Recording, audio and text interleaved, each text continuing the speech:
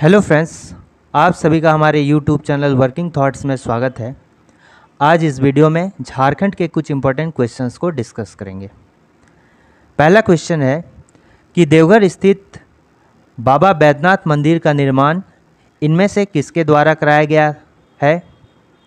तो बाबा बैद्यनाथ मंदिर जो है कहाँ पर है? झारखंड के देवघर में स्थित है। और यहाँ पर जो है झारखंड का श्रावणी मेला जो है बहुत ही फेमस है, जो कि यहीं पर लगता है, देवघर में लगता है। ठीक है, यानी कि ये बाबा बैद्यनाथ का जो मंदिर है ये भगवान शिव को समर्पित है और इसका निर्माण जो है राजा पूरनमल के द्वारा कराया गया था। राजा पूरनमल जो थे ये गिद्धौर राजवंश के राजा थे। किस वंश के? गिद्धौर राजवंश के। और कितने नंबर के थे? 10 नंबर के, 10वें नंबर के राजा थे।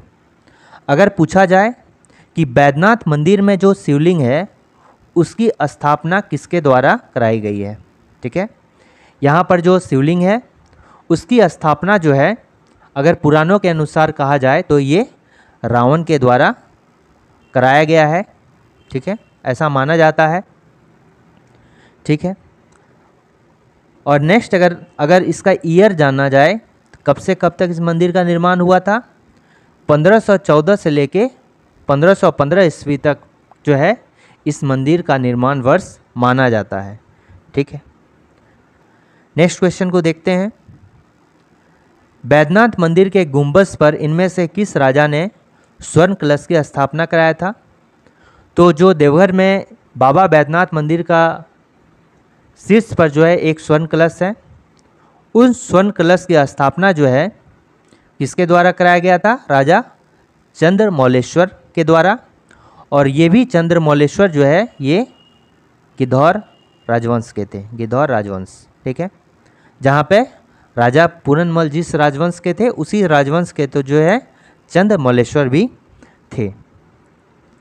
और कुछ बात इसमें देखिए फैक्ट में बाबा बैद्यनाथ मंदिर के बारे में कि बाबा बैद्यनाथ मंदिर में जो है अगर हम बोला जाए तो पूरे भारत में कितना शक्तिपीठ है? 51 शक्तिपीठ है। ठीक है, और 12 ज्योतिर्लिंग है। ठीक, ये जो 12 ज्योतिर्लिंग है इसमें से जो है एक ज्योतिर्लिंग कहाँ पर है? ये देवघर वाला बाबा बैद्यनाथ को कहा जाता है। ठीक है, और इसको मनोकामना मंदिर के नाम से भी जाना जाता है। इस बाबा बैद्यनाथ मंदिर को जो है मनोकामना मंदिर के नाम से भी जाना जाता है। और ये पूरे भारत में जितने भी ज्योतिर्लिंग है, कितने ज्योतिर्लिंग है? 12 ज्योतिर्लिंग है। उनमें से एक ज्योतिर्लिंग कौन सा है? बाबा बैद्यनाथ है। और इस मंदिर को जो है मनोकामना मंदिर के नाम से भी जाना जाता है।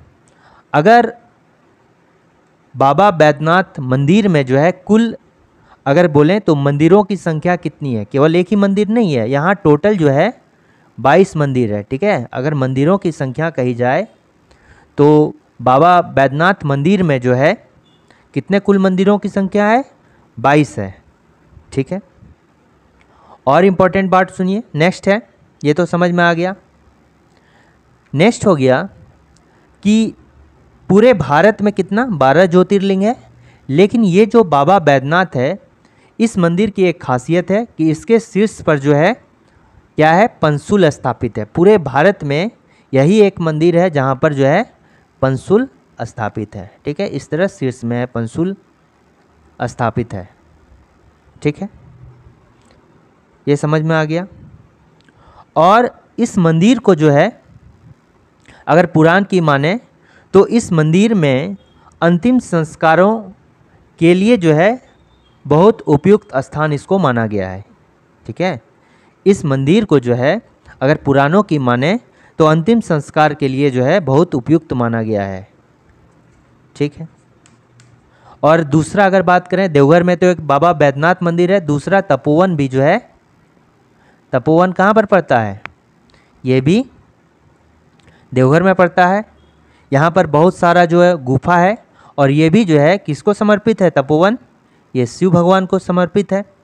और ऐसा माना जाता है कि तपोवन में किस देवी ने तपस्या की थी? सीता माता ने तपस्या की थी। ऐसा माना जाता है कि सीता माता ने तपोवन में तपस्या की थी और यहाँ पर शिव भगवान का प्रतिमा है। ठीक, नेक्स्ट क्वेश्चन को देखते हैं कि तपोवन हो गया, ये भी कहाँ पर है तपोवन, ये देवघर में है और यहाँ जो है शिव भगवान को ये समर्पित है मूर्ति। ठीक है, ये मंदिर जो है शिव भगवान को समर्पित है। ऐसा माना जाता है कि सीता माता ने यहाँ तपस्या की थी, ये पुराणों के अकॉर्डिंग। ठीक है, तो कहाँ पर है ये, देवघर में है। ठीक हो गया। और भी अगर फैक्ट बोलें देवघर में, तो देवघर में और कौन कौन सा मंदिर है, एक है नौलक्खा मंदिर, और नौलक्खा मंदिर को जो है युगल मंदिर के नाम से भी जाना जाता है। ठीक है, युगल मंदिर बोले या नौलक्खा मंदिर बोले, दोनों क्या है, सेम है। नेक्स्ट क्वेश्चन देखा जाए, प्रसिद्ध युगल मंदिर झारखंड राज्य के किस जिले में स्थित है। तो युगल मंदिर की अगर हम बात करें तो ये जो है कहाँ पर है, झारखंड के देवघर में है। इसको जो है नौलक्खा मंदिर के नाम से भी जानते हैं। कौन सा मंदिर, नौलक्खा मंदिर। ठीक है, युगल मंदिर कहें या नौलक्खा मंदिर कहें, दोनों एक ही बात है। इसका नाम जो है नौलक्खा क्यों दिया गया है, क्योंकि इस मंदिर के निर्माण में जो है 9 लाख रुपए की लागत आई थी। इस मंदिर का निर्माण में कितना लागत आया था, 9 लाख रुपए। इसीलिए इसका जो नाम रखा गया है नौलक्खा मंदिर रखा गया है। और ये जो 9 लाख रुपए का राशि दिया था, ये किसने दिया था, ये रानी थी चारुशीला देवी। ठीक है, रानी का नाम क्या था, चारुशीला देवी। इन्होंने ही नौलक्खा मंदिर को बनाने के लिए इस 9 लाख रुपए का जो है दान दिया था। ठीक, अगर बोलें तो इस मंदिर का निर्माण कब से स्टार्ट हुआ, 1936 में स्टार्ट हुआ और 1948 तक चला, यानी कि 1936 से लेके जो है 48 तक चला। तो यानी कि कितना ईयर हुआ पूरा, जो इसको बनने में 12 साल का टाइम लगा। कितने साल का, 12 साल का टाइम लगा। ठीक है, इस मंदिर की अगर बनावट बोलें तो कहाँ से रिलेटेड है, एक बेलूर जगह है, बेलूर, यहाँ का जो रामकृष्ण मंदिर है, ठीक है, रामकृष्ण मंदिर, उसी से जो है ये मिलता जुलता ये मंदिर है। जो युगल मंदिर है ये बेलूर के रामकृष्ण मंदिर से जो है मिलता जुलता है। और इस युगल मंदिर का जो निर्माण करता है, जिन्होंने इनका निर्माण कराया था इस मंदिर का, वो कौन है, वो एक तपस्वी हुआ करते थे। कौन, बालानंद स्वामी, बालानंद स्वामी। ठीक है, ये कौन है, तपस्वी है।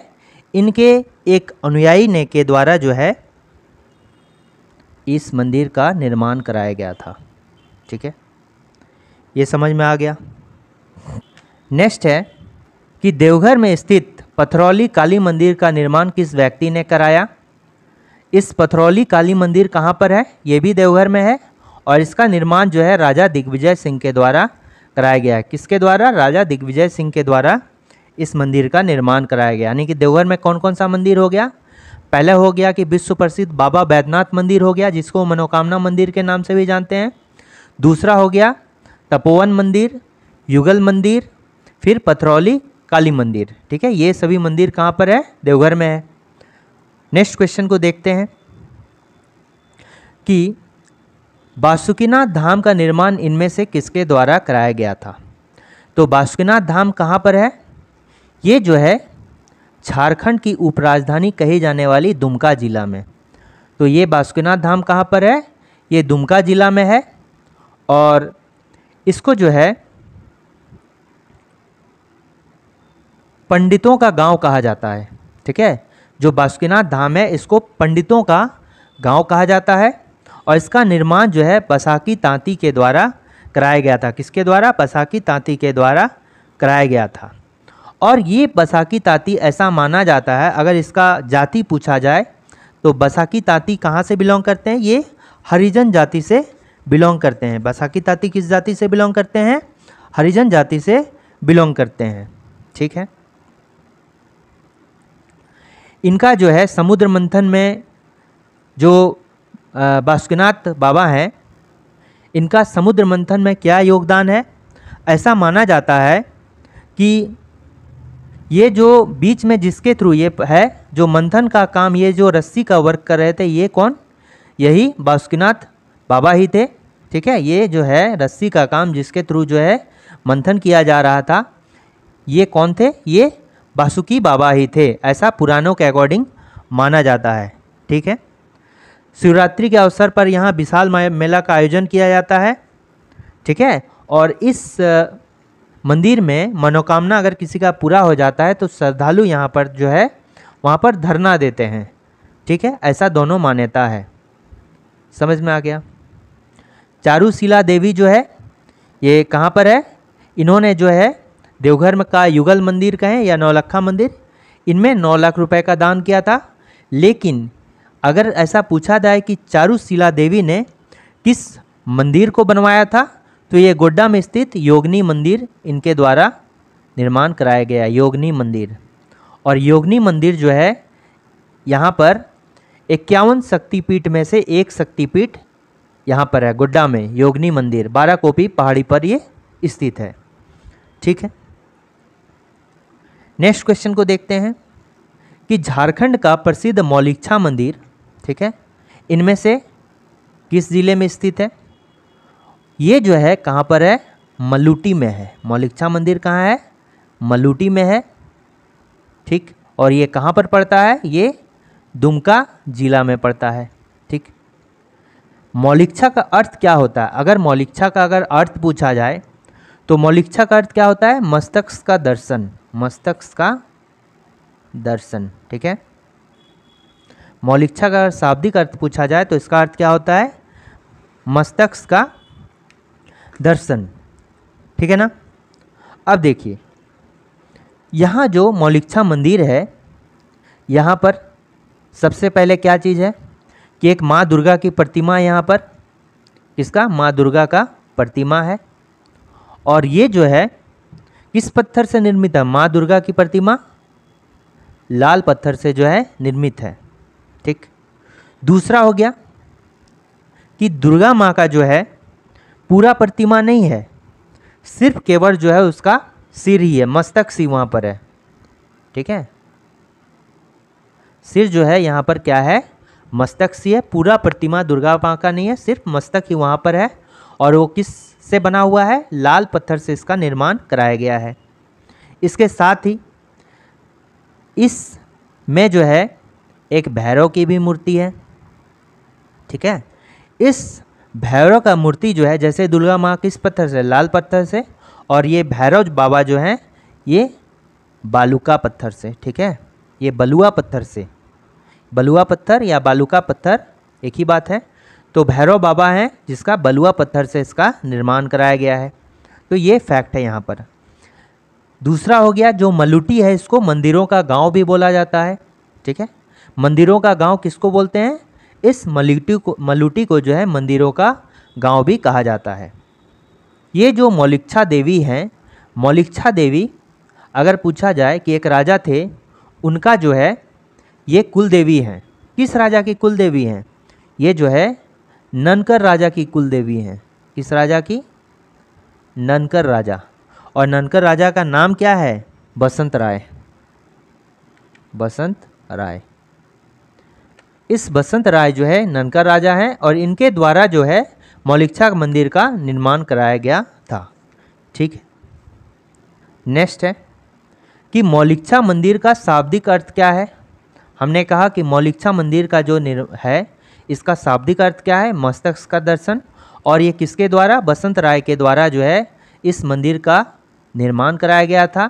ठीक है, यहाँ पर जो है लाल पत्थर से निर्मित दुर्गा माँ के जो है सिर्फ मस्तक वाली मूर्ति है। ठीक है, यहाँ पर जो है काले पत्थर से जो है निर्मित एक शिवलिंग भी स्थापित है। ठीक है, ये समझ में आ गया। और अगर मौलिकछा मंदिर की बात करें, अगर ऐसा पूछा जाएगा कि मौलिकछा मंदिर का जो निर्माण हुआ था ये किस शताब्दी में हुआ था, तो 17वीं शताब्दी में, 17th सेंचुरी में जो है मौलिकछा मंदिर का निर्माण हुआ था। ठीक है, यहाँ तक समझ में आ गया। नेक्स्ट क्वेश्चन को देखते हैं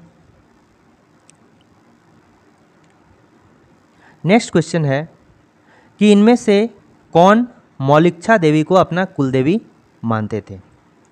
तो मौलिक्षा देवी को अपना कुलदेवी कौन मानते थे? ये ननकर राजा मानते थे।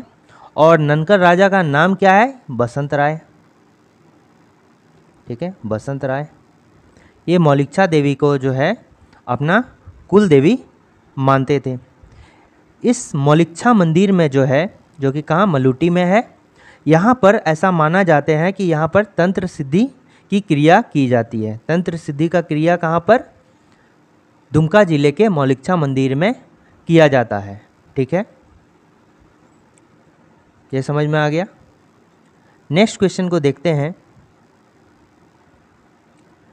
कि संथाल जनजाति में प्रचलित लोकगीतों के बारे में इनमें से कौन सा कथन सत्य है। तो संथाल जनजाति में कौन कौन सा लोकगीत चलता है? पहला हो गया कौन सा? दौड़। दौड़ जो है यह एक संथाली लोकगीत है जो विवाह का है लोकगीत। ठीक है, विवाह के लिए जो लोकगीत चलता है उसको क्या बोलते हैं? दौड़। और जो जंगल का लोकगीत है, यानी कि जो जंगल के लिए गाया जाता है, वो क्या बोलते हैं? वीर सेरेन। ठीक है, संथाल जनजाति में विवाह के लिए कौन सा लोकगीत? दौड़। और दूसरा क्या हो गया? वीर सेरेन। ठीक है, तो ये जो है दोनों कथन क्या है? सत्य है। C is the correct answer. Next हो गया कि जापी झारखंड में शिकार के अवसर पर गाया जाने वाला एक प्रमुख लोकगीत है। इस गीत का गायन सामान्यतः किस जनजाति के द्वारा जो है किया जाता है? शिकार के अवसर पर गाया जाने वाला लोकगीत क्या है? जापी। और ये किसके द्वारा गाया जाता है? ये मुंडा जनजाति के द्वारा गाया जाने वाला लोकगीत है। जापी जो है शिकार के अवसर पर गाया जाता है और किसका? मुंडा के द्वारा। देखिए, मुंडा के द्वारा जो जो लोकगीत गाया जाता है उसको बताते हैं। पहला हो गया क्या? विवाह संबंधी लोकगीत। जो विवाह के लिए लोकगीत गाया जाता है उसको क्या बोलते हैं? अदंडी कहा जाता है। अदंडी। ठीक है, अडंदी। ठीक है, ये विवाह के लिए लोकगीत है। दूसरा जापी है, ये शिकार से संबंधित होता है, मुंडा जनजाति का। नेक्स्ट क्या हो गया? जदूर। जदूर भी जो है मुंडा में ही गाया जाता है और उसको क्या बोलते हैं? ये बाहा पर्व से संबंधित है। बाहा पर्व। बाहा पर्व में क्या किया जाता है कि पानी की होली खेली जाती है। ठीक है, पानी से होली खेली जाती है और इसको क्या बोलते हैं? ये बाहा पर्व से संबंधित होता है लोकगीत। ठीक है, जिसको क्या कहा जाता है? जदूर कहा जाता है। ठीक, नेक्स्ट देखते हैं क्या है कि हो जनजाति में इनमें से कौन सा लोकगीत नया अन्न के अवसर पर गाया जाता है। जो नया अन्न जो खाने के अवसर पर गाया जाता है उसको कौन सा लोकगीत बोलते हैं? उसको कहा जाता है कौन सा? नोमनामा। ठीक है, तो नोमनामा जो लोकगीत है ये हो गया नया अन्न खाने के, जब नया अन्न पैदा हो जाता है, जब उसको ग्रहण करते हैं तो क्या हो गया? नोमनामा। दूसरा क्या होता है? हैरो हो गया। ये जो होता है धान की बुआई के टाइम में, जब धान को लगाते हैं तब। ठीक है, जब फसल हो जाता है उसके बाद जो उस फसल को खाने के लिए, उस अन्न को खाने के लिए जो लोकगीत गाया जाता है उसको क्या बोलते हैं? नोमनामा। अब जब धान का बुआई होता है उसको क्या बोलते हैं? हैरो बोला जाता है। ठीक है, ये दोनों जो लोकगीत है किसके लिए है? हो जनजाति के लिए। ठीक है, नेक्स्ट हो गया ये कर्मा जो होता है, कर्मा के बारे में बताइए कि कर्मा लोकगीत जो है किस अवसर पर गाया जाता है। ये जो है करम त्यौहार के शुभ अवसर पर गाया जाता है। करम त्यौहार जो है भाई बहन का प्यार का प्रतीक है और उस टाइम पे जो है बहन अपने भाई के बढ़ोतरी के लिए जो है ईश्वर से कामना करती है, उसके सुख समृद्धि के लिए। तो उस टाइम जो लोकगीत गाया जाता है उसको क्या बोलते हैं? कर्मा। ठीक है, उरांव जनजाति में इनमें से कौन सा लोकगीत जतरा के बाद गाया जाता है? ठीक है, उरांव जनजाति में इनमें से कौन सा लोकगीत जो है जतरा के बाद गाया जाता है? तो इसका करेक्ट आंसर क्या होगा? कर्मा लोकगीत। ठीक है, कर्मा लोकगीत जो है जतरा के बाद गाया जाता है। नेक्स्ट क्या हो गया, इनमें से कौन सा एक नृत्यहीन गीत है जिसका गायन जो है गर्मी के समय किया जाता है? कौन सा किया जाता है? उदासी होगा। ठीक है, ये गर्मी के सीजन में गाया जाता है और ये वर्षा ऋतु के प्रारंभ में गाया जाता है। ठीक है, तो इसको क्या बोलते हैं? वर्षा ऋतु के प्रारंभ में गाया जाता है। और ये दोनों जो होता है, इसका सही आंसर ऑप्शन नंबर सी होगा। लेकिन ये दोनों जो है, पावस और उदासी, दोनों क्या है? एक नृत्यहीन गीत है। उदासी जब कब? जब गर्मी के टाइम में। और पावस कब? ये वर्षा ऋतु के प्रारंभ में गाया जाता है। ये डोमकच क्या होता है? डोमकच जो होता है ये विवाह के समय गाया जाने वाला लोकगीत है। डोमकच, ये विवाह के समय जो है ये लोकगीत गाया जाता है। ठीक, नेक्स्ट क्वेश्चन है कि छऊ नृत्य की शुरुआत इनमें से किस स्थान से हुई? अगर हम इसका शुरुआत का बात कहें तो ये कहाँ से स्टार्ट हुआ है? झारखंड के सरायकेला से स्टार्ट हुआ है। बाद में इसका विस्तार जो है उड़ीसा में हुआ, उसके बाद पश्चिम बंगाल में हुआ। उड़ीसा पे कहाँ पे? मयूरभंज में। ठीक है, एक शैली है। और दूसरा जो शैली इसमें होता है ये कहाँ पर? पुरुलिया में। पुरुलिया में इसका विकास हुआ। यानी टोटल बोलें तो इसमें 3 शैली है। कौन सा? पहला शैली हो गया सरायकेला खरसावां वाला, दूसरा हो गया मयूरभंज उड़ीसा वाला, और तीसरा वेस्ट बंगाल का पुरुलिया। ठीक है, ये तीनों जगह क्या है? फेमस है। अगर हम बोलें सरायकेला खरसावां भी फेमस है, पुरुलिया भी फेमस है, और फिर मयूरभंज उड़ीसा भी फेमस, ये तीनों है। लेकिन अगर शुरुआत की बात करेंगे तो शुरुआत कहाँ से होता है? सरायकेला झारखंड से होता है। ठीक, अब देखिए नेक्स्ट पॉइंट अगर इसमें देखते हैं तो सबसे पहला पॉइंट ये हो गया कि इसमें जो है गुरु की, ठीक है, इसमें गुरु होना अनिवार्य है। इसमें जो है गुरु उपस्थित होना अनिवार्य है। गुरु के बिना जो है ये छऊ नृत्य को परफॉर्म नहीं किया जाता है। ठीक है, तो इसमें गुरु होना जो है अनिवार्य है। दूसरा हो गया, हमने कह दिया कि इसमें 3 जो है, इसकी टोटल शैली कितनी है? 3 शैलियाँ हैं। पहला हो गया सरायकेला, ठीक है, जो कि झारखंड में है, वहाँ जो शैली होता है वो। दूसरा हो गया उड़ीसा का मयूरभंज वाली शैली। तीसरा हो गया पश्चिम बंगाल का पुरुलिया वाली शैली। ये तीनों शैली जो है फेमस है। अब अगर इसका जो है प्रदर्शन कैसे किया जाता है, छऊ नृत्य का प्रदर्शन कैसे किया जाता है, ये जो है इसका प्रदर्शन कैसे? मुखौटा लगाकर किया जाता है। ठीक है, और मुखौटा लगा लिया और ये पौराणिक कथाओं का मंचन किया जाता है। इसमें मुखौटा लगाने के बाद जो पुराने कथा हैं उस पे जो है मंचन किया जाता है। ये जो है मेल मेंबर के द्वारा किया जाता है। छऊ नृत्य किसके द्वारा किया जाता है? मेल मेंबर के द्वारा किया जाता है। पहला पॉइंट हो गया। नेक्स्ट पॉइंट क्या हो गया कि हमने अभी तक कितना 3 शैली को डिस्कस किया है। एक विशेष प्रकार की जो शैली है वो कहाँ पर? झारखंड के खूंटी में होता है। ठीक है, छऊ का एक विशेष शैली जो है खूंटी में देखा गया है और इसका नाम क्या दिया गया है? इसका नाम दिया गया है सिंगुआ शैली। सिंगुआ शैली, ठीक है, या सिंगुआ छऊ। ठीक है, जो एक विशेष शैली है जो कि खूंटी में होता है उसको क्या बोलते हैं? सिंगुआ छऊ।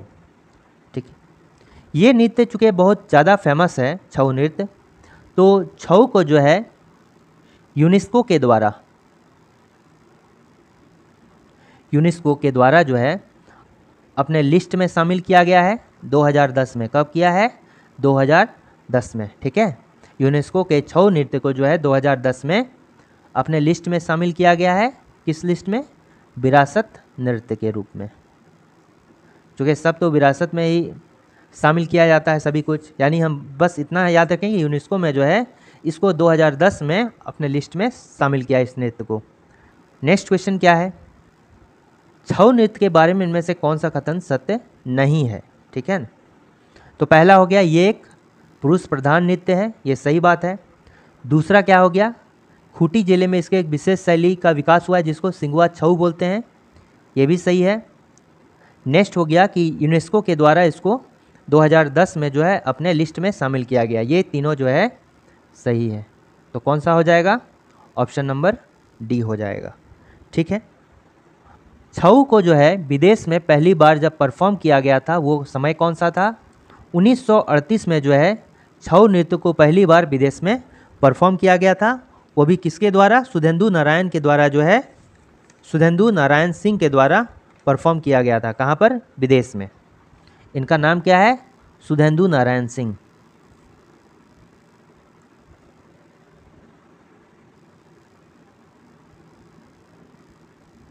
सुधेंदु नारायण सिंह, इसके द्वारा जो है पहली बार विदेश में छऊ नृत्य को प्रदर्शित किया गया। वो भी कब? 1938 ईस्वी में। ठीक है, नेक्स्ट क्वेश्चन देखते हैं। झारखंड में किस नृत्य को जो है नृशंको भी कहा जाता है? तो किस नृत्य को जो है नृशंको कहा जाता है? तो ये कौन सा होगा? जदुर नृत्य। और छऊ नृत्य जो है यूनेस्को के द्वारा इसको जो है कहाँ शामिल किया गया है? विरासत नृत्य के रूप में शामिल किया है। कब? 2010 ईस्वी में। ठीक है, अब देखिए छऊ नृत्य का और क्या विशेषता है। अगर इसकी विशेषता की बात की जाए तो इसकी विशेषता में जो है इसमें हथियार भी होता है। छऊ नृत्य में जो है हथियार का प्रयोग किया जाता है। और जो है हथियार मतलब वीर रस, वीरता को दिखाता है हथियार, इसलिए छऊ नृत्य जो है वीर रस को दिखाता है। और इसमें हथियार भी प्रयुक्त किया जाता है जो मंचन करेगा। और जो है मुकुट भी होता है, और मुकुट में जो है कलिभंग होता है। मुकुट में क्या होता है? कलिभंग होता है, जो श्रृंगार रस को, ऐसे होता है कलिभंग। ये किसको प्रदर्शित करता है? सुंदरता दिखने के लिए इसके श्रृंगार रस को प्रदर्शित करता है ये। ठीक है, ठीक है, अब देखिए नेक्स्ट क्या है? नृत्य। तो जदुर नृत्य में क्या होता है कि जदुर नृत्य जो है फागुन से लेके चैत्र तक जो है ये चलता है। पहला पॉइंट जदुर के लिए हो गया। दूसरा पॉइंट क्या हो गया कि ये जो जदुर नृत्य है ये उरांव जनजाति के द्वारा जो है मुख्य रूप से मनाया जाता है। मुख्यतः किसके द्वारा? उरांव जनजाति के द्वारा जो है मुख्यतः मनाया जाता है। और इसको मनाने का क्या है? कुछ तो होगा कि जदुर नृत्य क्यों मनाया जाता है। इसको जो है मातृभूमि के प्रति जो है आदर के लिए मनाया जाता है। मातृभूमि के प्रति आदर इससे दिखता है, आदर। ठीक है, ये समझ में आ गया। नेक्स्ट क्वेश्चन क्या हो गया कि पाइका नृत्य के बारे में इनमें से कौन सा कथन क्या है? सत्य नहीं है। यह एक ओजपूर्ण नृत्य है। इसमें नर्तक सैनिक वेश धारण करके जो है नृत्य करते हैं। ठीक है ना। पाइका नृत्य में क्या है कि ये सही है कि इसमें जो है पाइका नृत्य में जो है सैनिक वेश धारण करके नृत्य किया जाता है। और ये एक ट्रेंड, मतलब ओजपूर्ण मतलब पूरा मंझा हुआ, मतलब ट्रेंड आदमी इसको कर सकता है। इस नृत्य के दौरान जो है, जो कि सैनिक है, तो हाथ में तलवार भी लेगा और दूसरे हाथ में क्या होगा? शील्ड होगा। तो ये दोनों कथन क्या है? पाइका नृत्य को लेकर जो है सही है। तो कौन सा होगा? Option number C is the correct answer. ठीक है, नेक्स्ट क्वेश्चन देखते हैं कि निम्न में से किस पर्व को संथाल जनजाति द्वारा बा पर्व के रूप में के नाम से भी जाना जाता है? देखिए, सरहुल को जो है, अगर पूरे जनजाति का पर्व का बात बोलें, अगर पूछा जाएगा कि अगर कॉमनली अगर ऐसा पूछे जनजातियों का सबसे बड़ा पर्व क्या है, तो हम क्या बोलेंगे? सरहुल। और सरहुल को जो है डिफरेंट डिफरेंट जनजाति में भिन्न भिन्न नाम से जाना जाता है। जैसे ये बा पर्व की बात कह रहा है, तो बा पर्व जो है संथाल में जो है सरहुल को बा पर्व कहा जाता है। ठीक है, तो किसका नाम है? ये संथाल के लिए सरहुल को जो है बा पर्व के नाम से जाना जाता है। जैसा कि हमने कहा कि अगर समूह पूरे जनजातियों की बात करें तो सरहुल जो है पूरे जनजाति का सबसे बड़ा त्यौहार है। ठीक है, और इस सरहुल को जो है डिफरेंट डिफरेंट नाम से जाना जाता है। ठीक, जैसे संथाल में इसको क्या बोलते हैं? बा पर्व बोलते हैं। किसमें? संथाल में। ठीक है, अब मुंडा में क्या बोलते हैं? सरहुल भी बोलते हैं। ठीक है, खद्दी किस में बोलते हैं? उरांव में बोलते हैं। ठीक है, नेक्स्ट क्या हो गया? जकोर। जकोर बोलते हैं किसमें? खड़िया जनजाति में। ठीक है। अब देखिए बापरो जो है ये क्या मतलब सरहुल को बोलते हैं संथाल में, मुंडा में तो सरहुल बोला जाता है, उरांव में खद्दी बोला जाता है, और इसमें क्या जकोर किस में बोलते हैं? खड़िया में बोला जाता है। अब नेक्स्ट देखते हैं, ये बात समझ में आ गया। लेकिन अगर संथाल का सबसे बड़ा त्यौहार की बात बोलेंगे, अगर संथाल में खास करके, तो ये हो जाएगा पशुओं के लिए जो पूजा की जाती है सोहराय, ये संथाल का सबसे बड़ा त्यौहार होगा। लेकिन कॉमनली ऐसे बोला जाए जनजाति का सबसे बड़ा त्यौहार तो सरहुल, लेकिन संथालों की बात की जाए तो सबसे बड़ा त्यौहार क्या होता है? सोहराय होता है। ठीक है। नेक्स्ट हो गया कि इनमें से कौन सा झारखंड की जनजातियों का सबसे बड़ा पर्व है? तो देखिए यहाँ पर झारखंड की जनजाति बोला जाए तो कॉमन वे में पूछा गया है, तो सबसे बड़ा जो है कौन सा है? सरहुल है। ठीक है। और नेक्स्ट क्या है? जादोपटिया। जादोपटिया क्या है? ये एक टाइप का चित्रकारी है। ये जो है संथाल परगना वाले क्षेत्र में जो है अधिक इस चित्रकारी को किया जाता है, संथाल परगना वाले क्षेत्र में।